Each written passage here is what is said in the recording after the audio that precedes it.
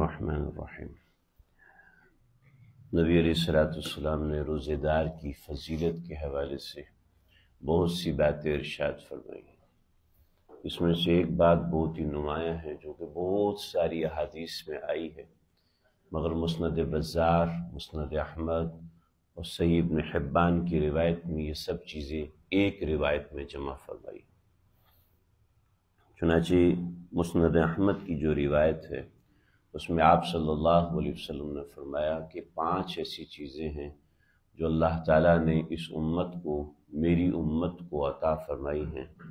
جو اللہ نے اس کے علاوہ کسی امت کو عطا نہیں فرمائی۔ چنانچہ اس سے سمجھنا چاہیے کہ روزے دار اللہ کی نظر میں کتنا اہم ہو جاتا ہے، چاہے وہ کوئی چھوٹا سا بچہ ہے اس نے روزہ رکھا، چاہے کوئی بوڑھا مریض ہے اس نے روزہ رکھا، چاہے کوئی جوان ہے اس نے روزہ رکھا، مگر وہ اللہ کے نزدیک کتنا پیارا ہو جاتا ہے، کتنا اہم ہو جاتا ہے، وہ ان باتوں سے سمجھ میں آتا ہے۔ سب سے پہلی بات آپ نے فرمائی کہ خلوف بنی الصائم، خلوف فم الصائم اطیب عند اللہ من ریح المسک۔ آپ نے فرمایا کہ روزے دار کے منہ سے جو بو آتی ہے بھوک کی وجہ سے، ایسا نہیں کہ برش مسواک کیا ہی نہیں اور منہ سے بدبو آ رہی ہے، یہ بات نہیں ہے، بلکہ بھوک کی وجہ سے، پیاس کی وجہ سے جو معدے سے ایک مہک اٹھتی ہے، ایک اسمیل اٹھتی ہے، اللہ فرماتے ہیں اطیب، اللہ کے نبی فرماتے ہیں اطیب عند اللہ من ریح المسک، وہ اللہ کے نزدیک مشک اور عنبر سے زیادہ محبوب ہے۔ یعنی منہ سے بو آ رہی ہو نا تو بیوی بھی پاس نہیں آتی، تو منہ سے بو آ رہی ہے مگر یہ بندہ اللہ کو کتنا محبوب ہے، سبحان اللہ، اس کو سمجھے۔ پھر یہ پہلی بات۔ پھر دوسری بات یہ فرمائی کہ تستغفر لهم الحیتان حتی تفطروا، کہ سمندروں کی مچھلیاں ان کی ڈیوٹی لگ جاتی ہے کہ وہ روزے دار کے لیے دعائیں کرتی ہیں۔ بعض روایتوں میں آتا ہے کہ بلوں میں جو چونٹیاں ہوتی ہیں ان کی بھی ڈیوٹی لگ جاتی ہے کہ وہ روزے دار کے لیے دعا کرتی ہیں، یعنی استغفار کرتی ہیں۔ محض روزہ رکھا، روزے دار کو تو یاد ہی نہیں، ویسے ہی آج کل موسم میں سے میرا روزہ ہے، مگر اللہ رب العزت ریمائنڈر فٹ کر دیتے ہیں ان مخلوقات کے ساتھ۔ ایک کالج کے نوجوان نے مجھے کہا بھی اس کا سائنٹیفکلی آپ ثبوت دیں کہ سمندر کی مچھلیاں جو ہیں وہ دعائیں کرتی ہیں۔ میں نے کہا مجھے میتھمیٹیکلی ثبوت دے دیں کہ آپ اپنے ماں باپ کے بیٹے ہیں تو میں آپ کو سائنٹیفکلی ثبوت دے دوں گا۔ عجیب بات ہے، ہم دین کے لیے سائنٹیفکلی جو ثبوت مانگتے ہیں، اور ہر چیز کے لیے، جیسے کوئی کسی کی اولاد ہے تو اس کے لیے آپ میتھمیٹک کو سوشل اسٹڈی سے ثابت کریں، ذرا اب میتھمیٹک کو سائنس سے ثابت کریں، نہیں بھائی،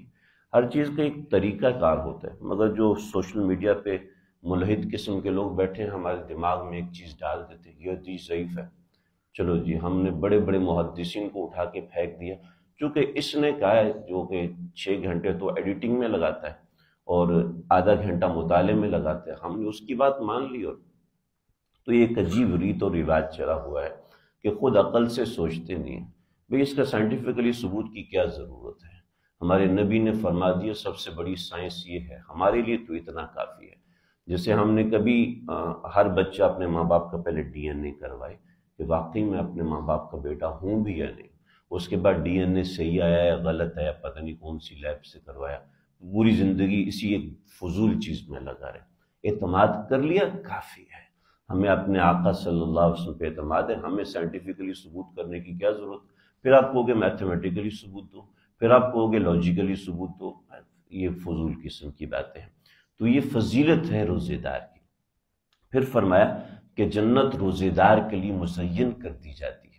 یعنی میری امت کے روزے دار کے لیے روزانہ جنت مزین کرتے ہیں اللہ، اور پھر جنت میں اعلان فرماتے ہیں کہ میرا بندہ مشقتوں کو پار کر کے عنقریب تیرے پاس آنے والا ہے۔ یہ بالکل ایسا ہے جیسے ایک سیاسی جلسہ ہو رہا ہے، اور سیاسی جلسے میں اس جلسے کے لیڈر کے نام کا اعلان ہوتا رہتا ہے، بار بار اعلان ہوتا رہتا ہے کہ یہ آنے والے ہیں، آنے والے ہیں، آنے والے ہیں، جیسے اس کا استقبال ہوتا ہے، ایسے ہی جنت کے اندر روزہ رکھنے والے کا استقبال ہوتا ہے۔ یہ اتنی بڑی اور اہم چیز ہے۔ پھر فرمایا کہ روزے دار کی بخشش فرما دی جاتی ہے۔ یا رسول اللہ کیا روزے دار کی بخشش لیلۃ القدر میں ہوتی ہے؟ فرمایا کہ نہیں، بلکہ لیلۃ الجائزہ میں ہوتی ہے۔ یعنی جو رمضان کی آخری رات ہے، شوال کا چاند نظر آنے کے بعد، تو شوال کا چاند نظر آنے کے بعد جو رات آتی ہے عید الفطر کی رات، اس کو لیلۃ الجائزہ کہتے ہیں۔ تو لیلۃ الجائزہ میں اللہ رب العزت ویسے ہی تمام روزے داروں کی بخشش فرما دیتے ہیں۔ یعنی اس میں وہ لوگ آتے ہیں جنہوں نے پورا مہینہ بخشش مانگی نہیں،